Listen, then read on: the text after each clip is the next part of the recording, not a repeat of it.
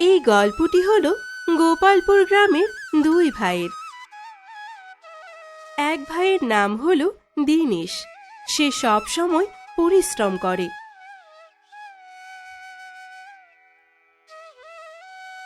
এবং আরেক ভাইয়ের নাম হলো বিক্রম, যে সব সময় বাড়িতে বসে থাকে এবং গ্রামের মানুষদের ঠকিয়ে বেড়ায়।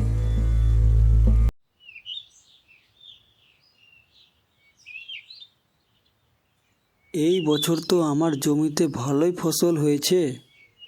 আগের বছর তো খারাপ আবহাওয়ার কারণে জমিতে ভালো ফসল ফলাতেই পারিনি। উপরওয়ালাকে অনেক অনেক ধন্যবাদ যে আমাদের এবার এত সুন্দর ফসল ফলানোর সুযোগ দিয়েছেন। আপনি এইভাবেই আমাদের সবসময় আশীর্বাদ করতে থাকবেন, যেন আমরা ভালো করে জীবনযাপন করতে পারি। যাই, এবার আমি একটু বাড়িতে গিয়ে খেয়ে আসি। অনেকক্ষণ হয়ে গেল আমার জমিতে আসা।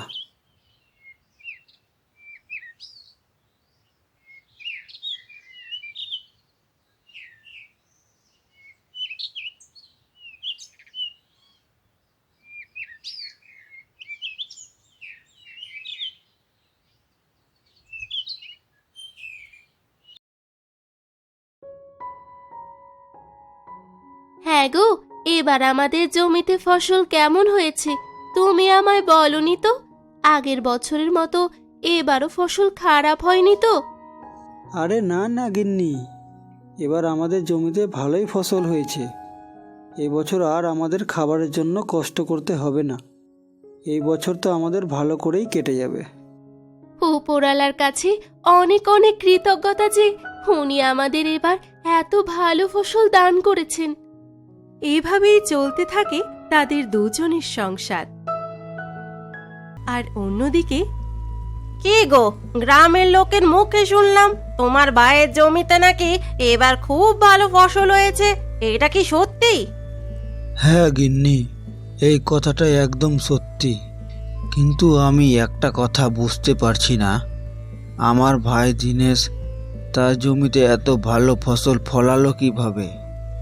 আমাদের জমিতে তো এর আগে কোনোদিন এত ভালো ফসল হয়নি। আচ্ছা, তুমি একটা কথা বলো তো, তুমি তো তোমার ভাইয়ের সব জমি কেড়ে নিয়েছো, কিন্তু এই একটি জমি তুমি এখনো কাটতে পারোনি কেন? ছি, তুমি কেমন মানুষ? হ্যাঁ, তোমার মাথায় একদম বুদ্ধি নেই। যেদিন তুমি তোমার ভাইয়ের শেষ জমিটাও কাটতে পারবে, সেদিন বুঝবো তুমি অনেক চালাক। আরে গিন্নি, দাঁড়াও দাঁড়াও, আর কিছুদিন অপেক্ষা করো। খুব তাড়াতাড়ি সেই জমিটিও আমাদের হবে। তুমি চিন্তা করো না, আমি এখনই যাব আমার ভাইয়ের বাড়ি এবং তাকে বলবো যেন জমিটি আমাকে দিয়ে দেয়। এই কথা বলে বিক্রম তার ভাইয়ের জমি নেওয়ার উদ্দেশ্যে বেরিয়ে পড়ে।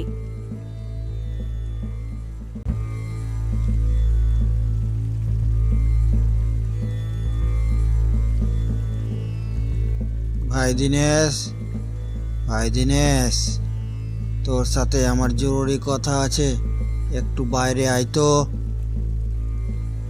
ঘর থেকে দীনেশের বউ বাইরে আসে। আরে বিক্রম দাদা, আপনি আসুন আসুন, ঘরের ভিতরে আসুন। আমি তোমাদের এখানে বসার জন্য আসিনি, আমার দীনেশের সাথে খুব জরুরি কথা আছে, তাকে একটু ডাকো তো। উনি তো বাড়িতে নেই, উনি একটু বাজারের দিকে গেছেন, আসতে একটু দেরি হবে। আপনার যদি খুব জরুরি কথা থাকে তাহলে আমাকে বলতে পারেন, আপনার ভাই আসলে আমি তাকে বলে দেব। তোমাকে আমার সেই কথা বলে কোনো লাভ হবে না, আমি বাজারে গিয়েই তার সাথে কথা বলে দিচ্ছি। এই কথা বলে বিক্রম বাজারের দিকে বেরিয়ে পড়ে।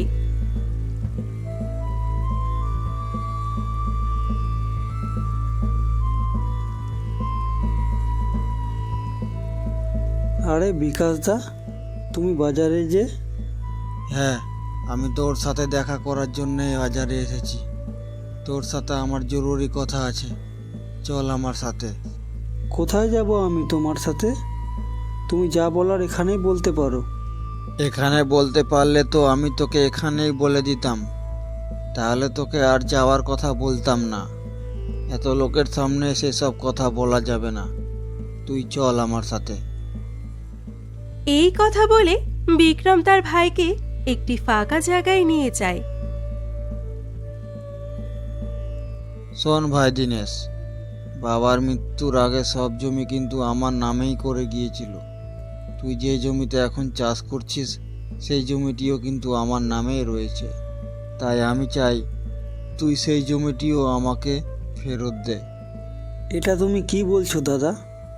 এত বড় অন্যায় আমার সাথে করো না। আমি সেই জমিতে চাষ করেই সংসার চালাই, আর সেই জমিটিও তুমি আমার কাছ থেকে কেড়ে নিতে চাইছো? আর তাছাড়াও দাদা, তোমার কাছে তো আরও জমি পড়ে রয়েছে। তুমি আমার এই একটিমাত্র জমি না নিলে তোমার কি এমন হয়ে যাবে? আমার সাথে এরকম করো না দাদা। শোন ভাই, আমার সামনে এরকম দুঃখ কান্না কেনে কোনো লাভ নেই। জমিটি আমার চাই মানে চাই। জমিটি আমার নামেই ছিল। কিন্তু উকিল মশাই তো আমাকে বলেছেন সেই জমিটি আমার নামেই রয়েছে। তাহলে সেই জমিটি তোমার নামে হলো কি করে?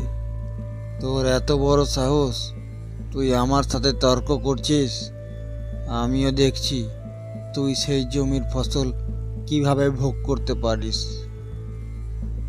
এই কথা বলে বিক্রম সেখান থেকে চলে যায়।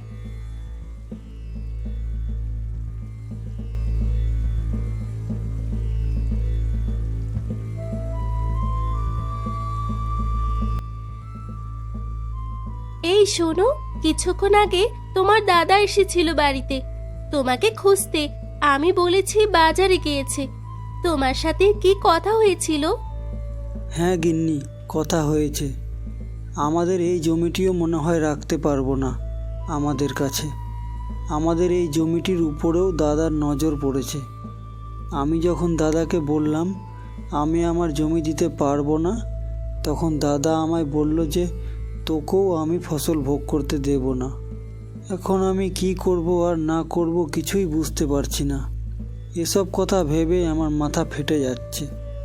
উপরওয়ালা যখনই একটু খুশি দেন তখনই আবার সাথে সাথে কেড়ে নেই। এ কি বলছো তুমি? তোমার বাবা তো মৃত্যুর আগে তোমাদের দুই ভাইকে সমানভাবে সম্পত্তি ভাগ করে দিয়ে গেছেন। কিন্তু তোমার দাদা তো তোমাকে শুধুমাত্র একটি জমি দিয়েছিল। ওই জমিতেও তো আগে ফসল হতো না। সৃষ্টিকর্তার দয়াতে এই বছর জমিতে ভালো ফসল হয়েছে, তাই তোমার দাদার নজর পড়েছে ওই জমিতে। তোমার দাদা যখন বলেছে যে তিনি ক্ষতি করবেন মানে করেই ছাড়বেন। তুমি এক কাজ করো, তুমি কাল সকালে গিয়ে জমির সমস্ত ফসল কেটে বাজারে বিক্রি করে দেবে। এটা তুমি ঠিক কথাই বলেছ গিন্নি। আমি কাল সকালে গিয়েই জমির সমস্ত ফসল কেটে বাজারে বিক্রি করে দেব। আমার ভাই দিনেশের এত বড় সাহস হয় কি করে? সে আমায় জমি দিতে মানা করছে। সেই কথাটা মনে পড়লেই আমার মাথা গরম হয়ে যাচ্ছে। তুমি একটা বুদ্ধি দাও তো বউ, কি করা যায়? আমি তো বুঝে উঠতে পারছি না যে সেই গরিবের বাচ্চাগুলোর এত সাহস হয় কি করে যে তোমার মুখের ওপর কথা বলছে। তুমি এক কাজ করো, তুমি আজ রাতে জমিতে গিয়ে সমস্ত ফসল পুড়িয়ে দাও। তারপর দেখবে তোমার ভাই আর ভাইয়ের বউ কি করে সেই ফসলগুলো ভোগ করতে পারে। এটা একদম তুমি ঠিক কথা বলেছ। আমি আজ রাতে গিয়েই জমির সমস্ত ফসলে আগুন লাগিয়ে দেব। বিক্রম ঠিক তার কথা মতো সেই রাতেই তার ভাইয়ের জমিতে গিয়ে সমস্ত ফসলে আগুন লাগিয়ে দেয়।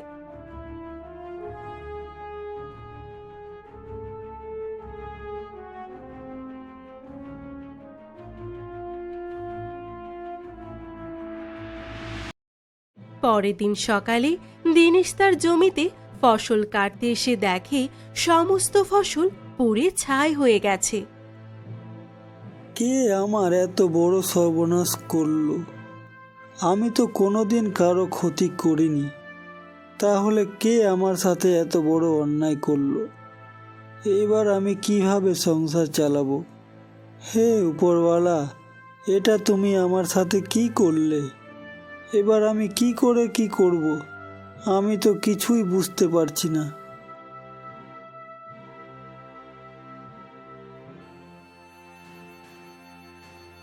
তারপর দিনেশ বাড়িতে গিয়ে তার স্ত্রীকে সমস্ত কথা বলে। এই জঘন্য কাজটি তোমার দাদা ছাড়া আর কেউ করতে পারে না। তোমার দাদা প্রথম থেকেই আমাদের দেখে হিংসে করে। তোমার দাদা এবং বৌদির এত সম্পত্তি থাকার সত্ত্বেও আমাদের এইটুকু খুশি তাদের সহ্য হলো না। এখন তুমি আর মন খারাপ করো না, সবকিছু উপরওয়ালার হাতেই ছেড়ে দাও। তোমাকে আর ওই জমিতে কাজ করতে হবে না। তুমি পাশের গ্রামে গিয়ে কোনো এক কারখানাতে কাজ করো, তাতেই আমাদের সংসার চলে যাবে। আমি তো আমাদেরকে নিয়ে বেশি ভাবছি না গিন্নি। আমাদের দুজনের তো যেমন তেমন করে চলে যাবে, কিন্তু আমাদের বাচ্চা, সে তো আর একবেলা খেয়ে থাকতে পারবে না, না? সেটা নিয়েই আমার বেশি চিন্তা হচ্ছে। কিন্তু তুমি চিন্তা করো না, আমি ঠিক কোনো না কোনো ব্যবস্থা করে নেব।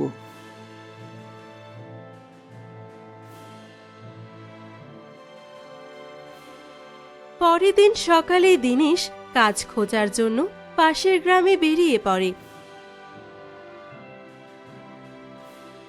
কিন্তু দিনেশকে কেউ কোনো কাজ দেয় না, সবাই তাকে ফিরিয়ে দেয়।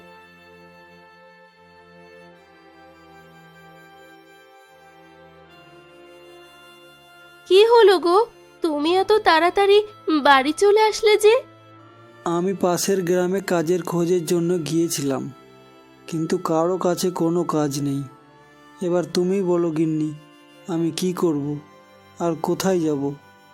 আমি শুনেছি আমাদের গ্রামে জমিদারের বাড়িতে কাজের লোক লাগবে। তুমি জমিদারের বাড়িতে গিয়ে দেখতে পারো। ঠিক আছে, তাহলে আমি এখনই জমিদারের বাড়িতে যাচ্ছি। আমি বলছিলাম যে জমিদার বাড়ি থেকে ফেরার পথে দোকান থেকে কিছু চাল এবং ডাল নিয়ে এসো, না হলে আজ আমাদের না খেয়ে ঘুমাতে হবে। বাড়িতে একটুও চাল ডাল নেই। ঠিক আছে গিন্নি, আমি ফেরার পথে চাল ডাল নিয়ে আসব।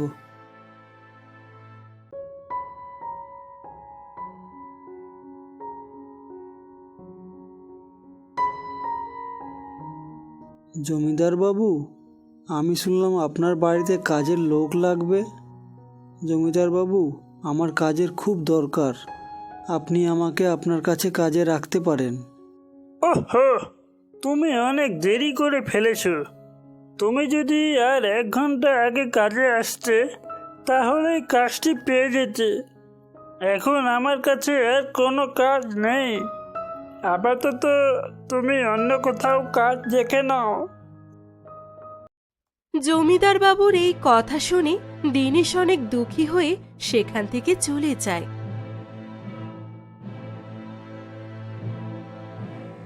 হায় রে পোড়া কপাল আমার, আমি যেখানেই যাই না কেন মানুষ আমাকে ঠকিয়েই দেয়। আমার পরিবারের জন্য খাবার কেনার টাকাটা পর্যন্ত নেই আমার কাছে। এর থেকে তো ভালো আমি এই নদীতে ঝাঁপ দিয়ে জীবনটাই দিয়ে দিই। দিনেশ নদীতে ঝাঁপ দিতে যাবে, ঠিক তখনই সেখানে এক পরী আসে। কে তুমি, আর কেন তুমি নদীতে ঝাঁপ দিয়ে মরার কথা বলছো? আমি অনেকক্ষণ ধরেই তোমার কথা শুনছি। আগে বলো তুমি কে? আমি তো এর আগে তোমার মতো মানুষ দেখিনি। আমি হলাম একজন পরী। আমি এই জঙ্গলেই থাকি, কিন্তু মানুষ আমাকে দেখতে পাবে না যতক্ষণ না আমি চাইবো। এবার বলো, তুমি এত দুঃখী কেন? তারপর দিনেশ তার সাথে ঘটে যাওয়া সমস্ত ঘটনা পরীকে বলে দেয়। ও আচ্ছা, এই ব্যাপার, তুমি চিন্তা করো না, আমি এখনই সমস্যার সমাধান করে দিচ্ছি।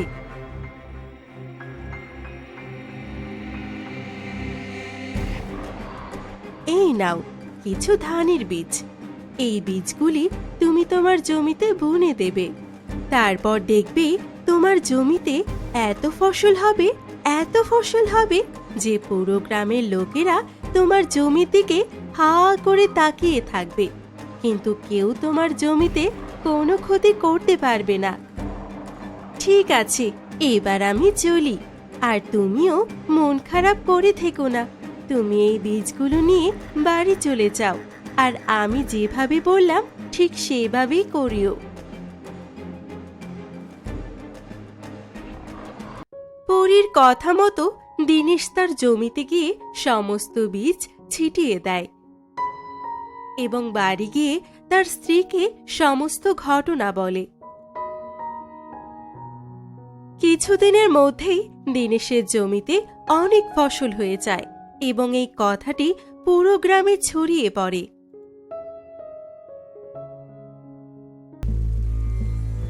কি গো শুনছো?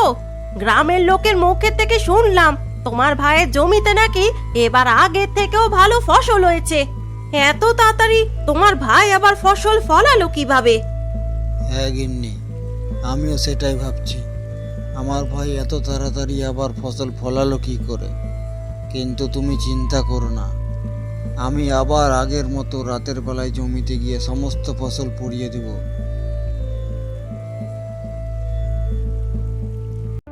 বিক্রম আবার আগের মতোই রাতের বেলায় দিনেশের জমিতে যায় সমস্ত ফসল পুড়িয়ে দেওয়ার জন্য, কিন্তু বিক্রম এবার নিজেই জমিতে আটকে পড়ে।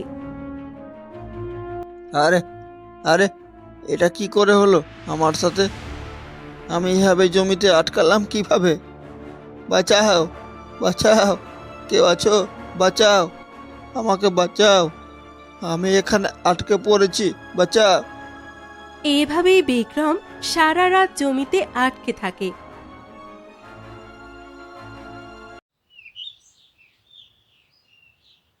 পরের দিন সকালে দিনেশ জমিতে এসে দেখে কি তার দাদা বিক্রম জমিতে আটকে রয়েছে।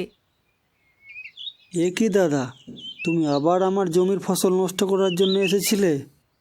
আমাকে ক্ষমা করে দে ভাই, আমি আর কোনোদিন তোর কোনো ক্ষতি করার চেষ্টা করব না। না দাদা, আমি আর তোমাকে এবার ক্ষমা করতে পারবো না। তুমি এর আগেও আমার অনেক ক্ষতি করেছো। এবার আমি গ্রামের লোকজন এবং পুলিশ ডেকেই এর বিচার করব।